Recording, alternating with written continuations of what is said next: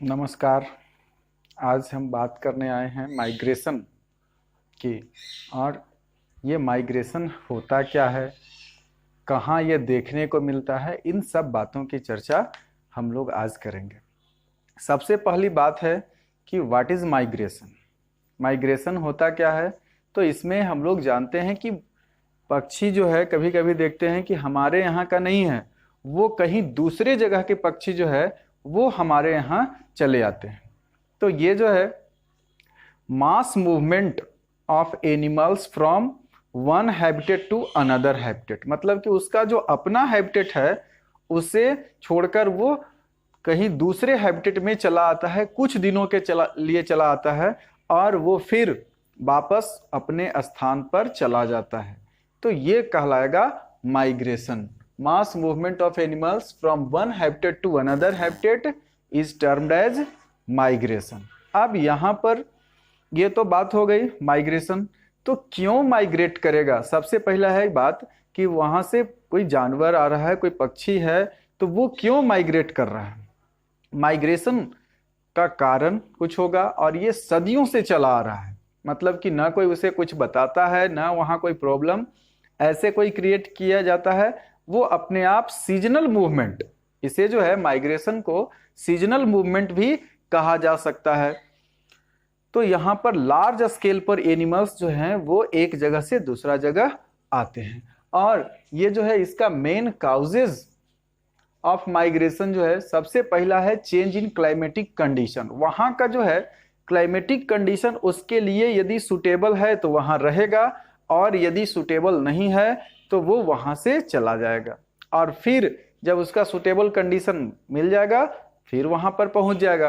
तो इसमें जो है क्लाइमेटिक चेंज जो होता है उसके कारण भी ये ऐसा करेगा, मतलब कि किसी खास महीने में वहां पर यदि रहने लायक जगह नहीं हो, एक्सट्रीम कंडीशन हो, या तो वो बहुत ज्यादा गर्मी या बहुत ज्यादा ठंडा, और दूसरा जो है कारण lack of food and water, यदि वहां पर पानी और भोजन की कमी हो जाए तो भी एनिमल्स माइग्रेट करते हैं। इसके अलावा जो है और रिप्रोडक्शन पर्पस से भी वो इधर उधर जाते हैं। फिर इसके बाद है कि वो एस्केप करने के लिए, मतलब अपने प्रेडेटर्स से बचने के लिए भी ऐसा करते हैं, एस्केपिंग फ्रॉम प्रेडेटर्स। तो ये सब इसका कुछ कारण है जिससे चलते माइग्रेट करते हैं एक जगह से दूसरा जगह। बहुत से पक्षियों को देखे होंगे, जैसा कि यहाँ बिहार में भी खासकर जहानाबाद में आप गांधी मैदान के आसपास देखे होंगे साइबेरियन क्रेन।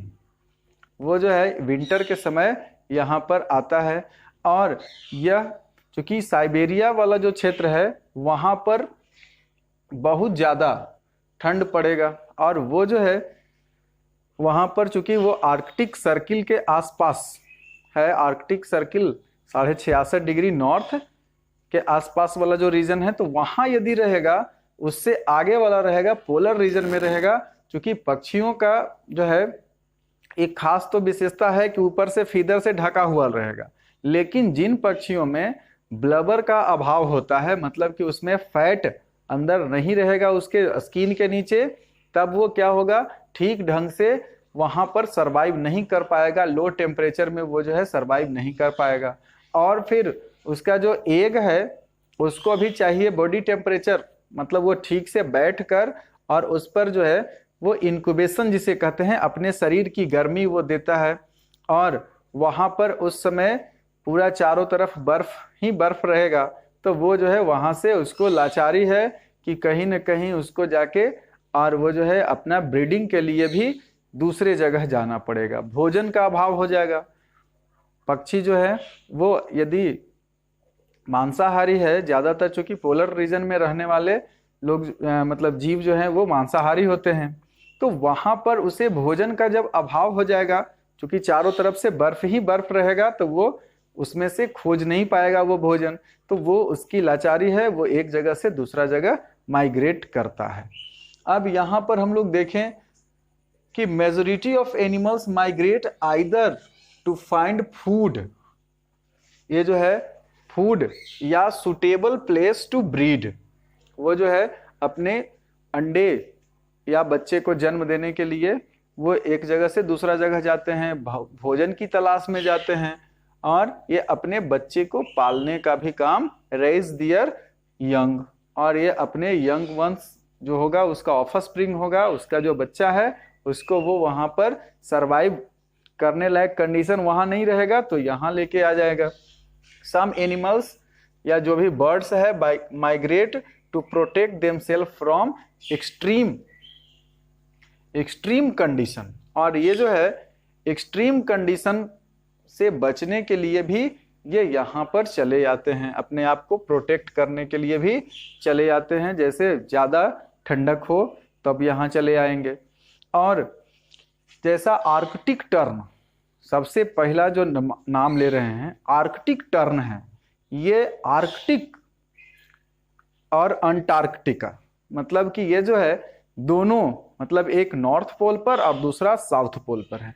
तो यहाँ पर ये जो पक्षी है वो जब देखेगा कि विंटर का सीजन नॉर्थ पोल में है, तब वहाँ से वो जो है चला आएगा साउथ पोल और अंटार्कटिका तक पहुँचेगा। और जब फिर अंटार्कटिका में, मतलब कि चूंकि 6 महीना का वहाँ जो है वो अंधेरा रहेगा, 6 महीना का दिन और 6 महीना का रात होता है पोलर रीजन पे, तो वहाँ से वो जो है वो माइग्रेट करके नॉर्थ पोल पर आ जाएगा। अब फिर जब नॉर्थ पोल पर जब विंटर सीजन होगा तो फिर वो साउथ पोल पर आ जाएगा। इस तरह से वो जो है लॉन्गेस्ट डिस्टेंस है वो तय करता है।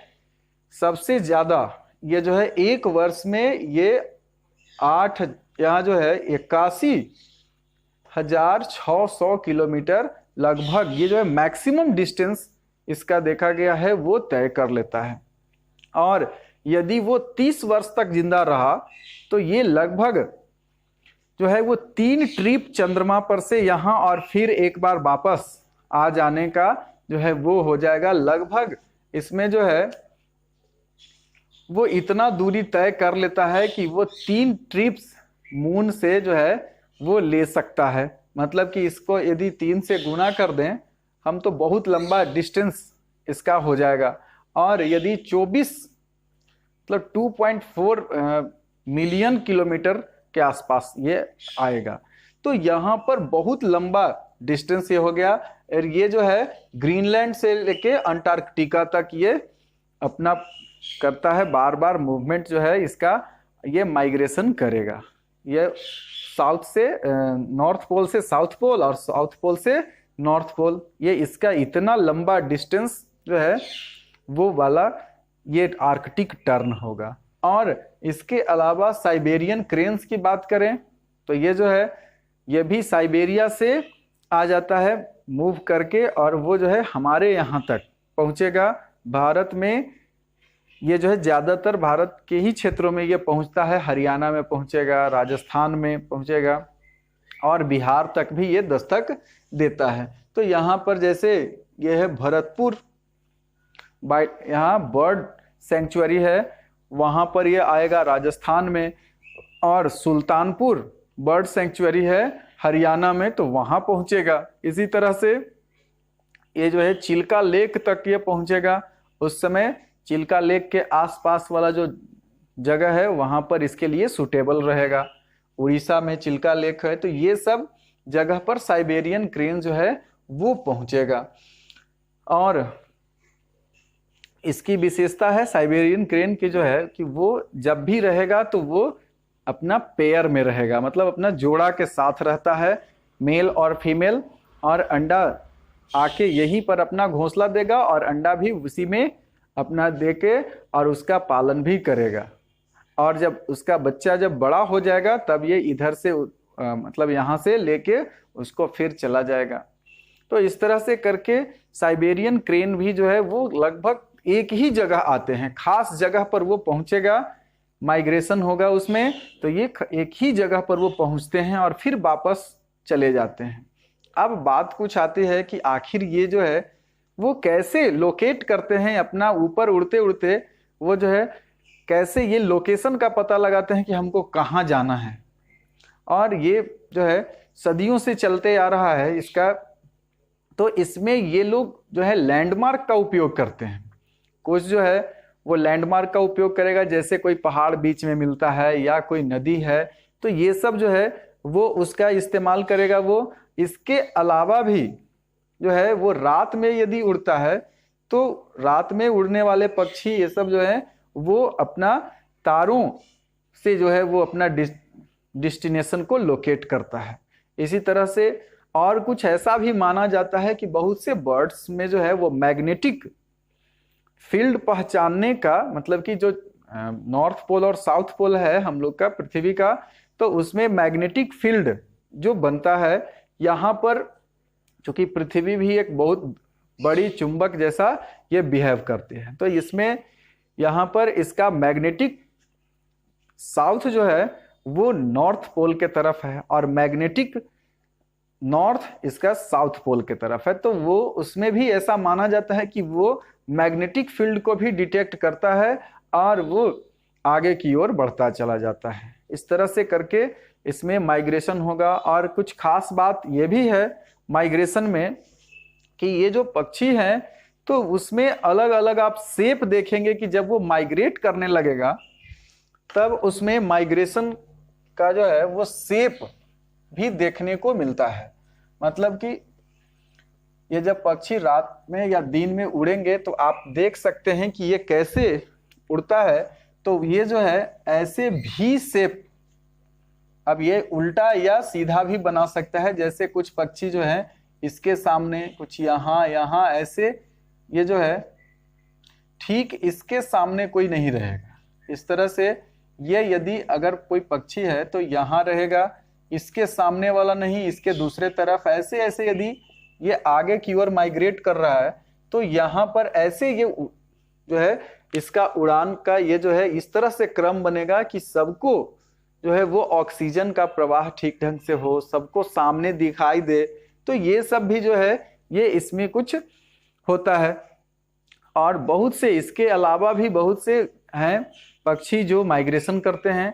जैसे एक है हंस, वो सबसे अधिक ऊंचाई तक उड़ने का जो है उसमें है, वो हिमालय को भी पार करके, मतलब चाइना से इंडिया और इंडिया से फिर वो चाइना चला जाता है। तो इस तरह से ये जो है उसमें देखने को मिलता है सबसे अधिक ऊंचाई पर भी वो जो है आराम से पार कर लेता है, मतलब कि उसे ऑक्सीजन की कमी वाले जगह में भी वो आसानी से पार कर लेगा। तो यहाँ पर देखने को मिलता है। इसके अलावा जो है कुछ मछली भी करते हैं माइग्रेशन। तो मछलियों में सबसे महत्व जो है वो इसमें कॉमन है सामन। एक सामन मछली है जो नदियों में रहने वाले, फिर उसका डेवलपमेंट नदी में होगा और वो जो है यहीं पर वो, मतलब कि ये फ्रेश वाटर में रहने वाले मछली है। शुरू में ये जो है अपना अंडा फ्रेश वाटर में देते हैं और जब ये एडल्ट हो जाते हैं तो ये चले जाते हैं अपना समुद्र में, और फिर वहां से रिप्रोडक्शन के लिए वो फिर अपने जन्म स्थान, चाहे वो जहां हो, कोई झील में उसका जन्म हुआ है या कहीं नदी में हुआ है, तो वो वहां तक पहुंच जाते हैं। और वहां जाते जाते अधिकांश जो है वो मर जाते हैं और कुछ जो वहां बचते हैं पहुंचते हैं और वहां पर अपना, क्योंकि ये जो है एक्सटर्नल फर्टिलाइजेशन होता है, अपना एग जो है सामन मछली का जो फीमेल है वो एग बाहर दे देते हैं और उस पर स्पर्म छोड़ा जाता है मेल द्वारा, और वहीं पर फर्टिलाइजेशन होगा और उसके बाद वो सब जो है वहां पर उनका जीवन समाप्त हो जाएगा पेरेंट्स का, और वो फिर नई नई जो है मछलियों का वहां पर से जो है वो उसमें से एग से बाहर निकलेगा। और वो जब बड़ा होके फिर अपने जो है वो अपने पिताजी माताजी जो भी उनके आए हैं जहां से, वहां तक फिर पहुंच जाएंगे। मतलब कि ये जो है नदियों द्वारा होते होते और ये जो है समुद्र तक पहुंच जाते हैं। तो इस तरह से करके इनका जो है वो लगातार माइग्रेशन होता है, वो ब्रीडिंग के लिए खास करके।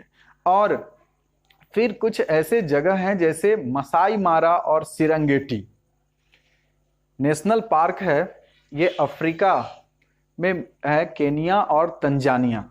सिरंगेटी जो है वो तंजानिया में है और मसाई मारा केनिया में। तो यहाँ पर जो है इसमें ग्रेट माइग्रेशन इसे कहा जाता है, the great migration of the world. ये जो है संसार का सबसे बड़ा, इसमें जो है वो बहुत से चले आते हैं, इसमें मिलियंस ऑफ, तो यहाँ पर लगभग 2 मिलियंस जो है एनिमल्स एक साथ माइग्रेट करते हैं। इसमें विल्डविस्ट होते हैं और कुछ जेब्रा होगा या और भी कुछ थोड़े बहुत होंगे। इसमें जंगली भैंसा विल्डविस्ट जो है वो थोड़ा सा छोटा वाला, और फिर भैंसे की प्रजाति बाइसन, ये जो है इसमें बहुत ज्यादा संख्या में इधर से उधर जाते हैं। मतलब कि ये जो है सिरंगेटी नेशनल पार्क से जाएंगे कहाँ, ये जो है मसाई मारा, और बीच में एक नदी है और उस नदी का नाम है मारा। ये जो है मारा रिवर, और ये मारा रिवर में ये रहता है, यहाँ पर क्रोकोडाइल मगरमच्छ होंगे, और वो सब इसमें अपना उसी दिन का इंतजार करेगा। एकदम देखने में लगेगा कि पूरा चींटियों का झुंड जा रहा है। यदि कैमरा से देखा जाए ऊपर से तो वो जो है एकदम चींटियों के झुंड जैसा वो दिखेगा। और ये जो है एक से दूसरा नेशनल पार्क में जाने के लिए इसको बीच से एक नदी से होके गुजरना पड़ता है, और यहाँ पर मगरमच्छ अपना इंतजार करते रहता है कि जब ये विल्डविस्ट आएंगे तो इनका शिकार इस नदी में करेंगे, और इसको पार करना पड़ता है।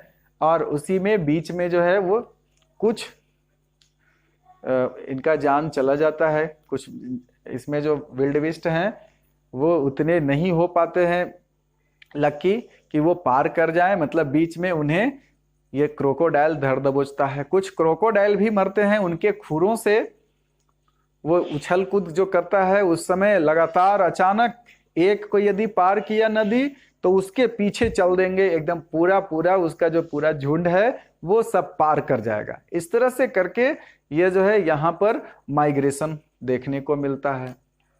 और यहाँ एक और है, बटरफ्लाई में भी होता है माइग्रेशन, जैसे कि मोनार्क बटरफ्लाई।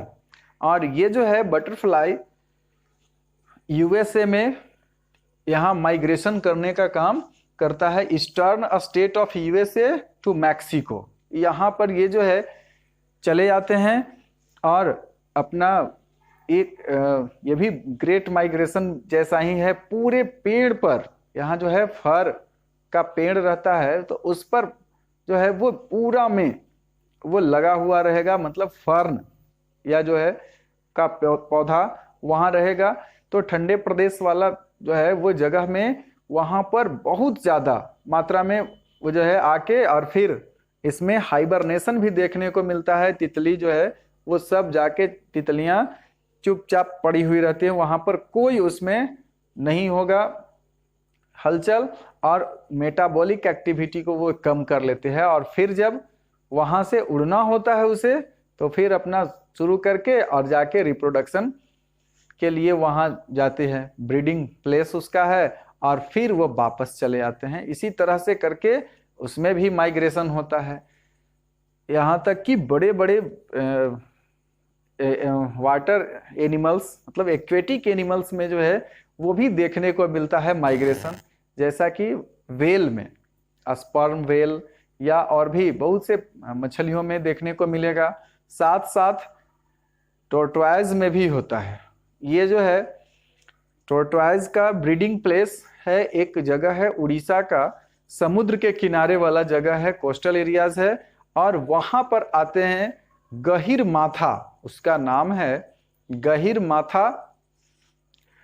वहाँ वाइल्ड लाइफ सेंचुरी बनाया, उसको घोषित किया गया है। वहाँ पर आते हैं अंडा देने के लिए सब, जितना भी मतलब कुछ खास तरह के टर्टल आते हैं, टोर्टोइज आते हैं वहाँ पर अंडा देने के लिए, और फिर वापस चले जाते हैं। और उनका क्योंकि उसे अंडा पर बैठना नहीं होता है, वो रेप्टाइल्स हैं, और वो जो है वो अंडा को कहीं पर एक जगह दिया और वो छोड़ के चला जाता है। तो वैसे ही वो वहाँ आके रेत में गड्ढा खोद के और अपना अंडा दे के और वो चले जाते हैं। और फिर कुछ दिनों के बाद उसमें से जब बच्चा बाहर आएगा, हैचिंग जिसे कहते हैं, अंडा से बच्चा बाहर आना को हैचिंग कहते हैं। और वो हैचिंग के बाद वो चला जाएगा फिर से समुद्र में, और उसके बाद वो जो है अपने गंतव्य तक पहुंच जाएगा। इस तरह से करके बहुत से जीवों में माइग्रेशन होता है। तो हम लोग जान चुके हैं कि माइग्रेशन का कारण क्या है। माइग्रेशन का सबसे प्रमुख कारण है क्लाइमेटिक चेंज के कारण, और फिर इसमें जो है वो भोजन की तलाश में जाते हैं। जैसा कि वहाँ हम लोग देखे, जो ग्रेट माइग्रेशन की बात कर रहे थे, तो यहाँ जो है तंजानिया और केनिया, तो ये जो है दोनों में वैसा ही होता है कि जब भोजन का यहाँ पर अभाव हो जाता है तब वो चले जाते हैं दूसरे तरफ, सेरेंगेटी से मसाई मारा में चले जाते हैं, और वहाँ पर भोजन जब उनका लगभग समाप्त हो जाता है तो फिर से ये चले आते हैं, मतलब कुछ दिनों के बाद ये वापस लौट आते हैं मसाई मारा में। तो इस तरह से करके यहाँ पर हम लोग देखेंगे कि बहुत सा माइग्रेशन जो है वो होगा एक जगह से दूसरे जगह, इसे कहते हैं, ये जो है माइग्रेशन मतलब कि जो एक जगह से दूसरे जगह जाते हैं, सीजनल मूवमेंट उसमें होता है, ये कहलाएगा। तो अब हम लोग नेक्स्ट वीडियो में मिलते हैं, तब तक के लिए धन्यवाद।